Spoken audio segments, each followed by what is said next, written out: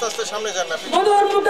বিশিষ্ট যুবনেতা দৈনিক দূরসংযোগ পত্রিকার প্রধান সম্পাদক। তার প্রেক্ষিতে মুসলমানদের প্রথম কেবলা মসজিদে আল আকসার উপর যে বর্বরচিত হয়েছে তার প্রতিবাদে আজকে আমরা বদর মুকাম জামে মসজিদ কমপ্লেক্সের উদ্যোগে একটি বিশাল বিক্ষোভ সমাবেশের আয়োজন করেছি। করা হচ্ছে তা হচ্ছে পরিকল্পিতভাবে হত্যা।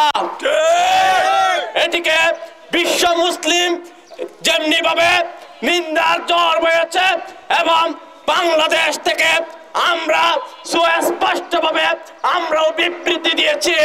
এরই ধারাবাহিকতায় মুসলিম উম্মার প্রথম কিবলা বাইতুল মুকদ্দাসের সেই পুণ্যভূমি ফিলিস্তিনের গাজাকে আজকে দখলদার ইসরায়েল কর্তৃক মৃত্যুপুরীতে পরিণত করা হয়েছে।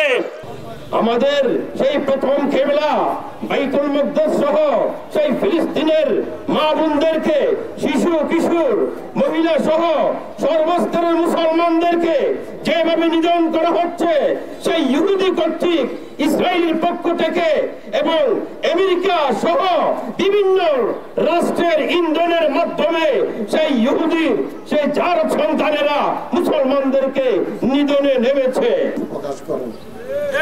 আমরা ইনশাআল্লাহ গাজা ফিলিস্তিন অল্প দিনের মধ্যে স্বাধীন হয়ে যাবে ইনশাআল্লাহ। যেভাবে আমাদের সারা পৃথিবীতে মুসলিম ভাইয়েরা জাগানো হয়েছে ইনশাআল্লাহ অতি সত্বর ফিলিস্তিন স্বাধীন হবে ইনশাআল্লাহ।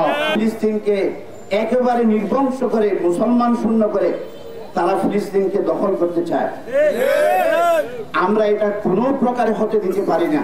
সারা দুনিয়াতে তোমার মনে হয় ইহুদি খ্রিস্টান ঐক্যবদ্ধ হয়েছে তোমার, আমরা তো শুধু ঈমান এনেছি তোমার উপরে, তোমার নবীর উপরে। আর আল্লাহ আমাদেরকে রক্ষা করার দায়িত্ব তোমার। থাকতে পারে আল্লাহ আমাদেরকে ক্ষমা করে দাও। আমাদের ঈমানের কারণে, ঈমানের বরকতে তুমি আমাদেরকে টিকিয়ে রাখো পৃথিবীর বুকে। আল্লাহ তোমার গায়ে নুসরত কামনা করছি। আল্লাহ তুমি ফেরেশতা বাহিনী পৃথিবীর বদরে পানি বসাবে না, এই করখান না মা হুম রাহমাতুল্লাহ।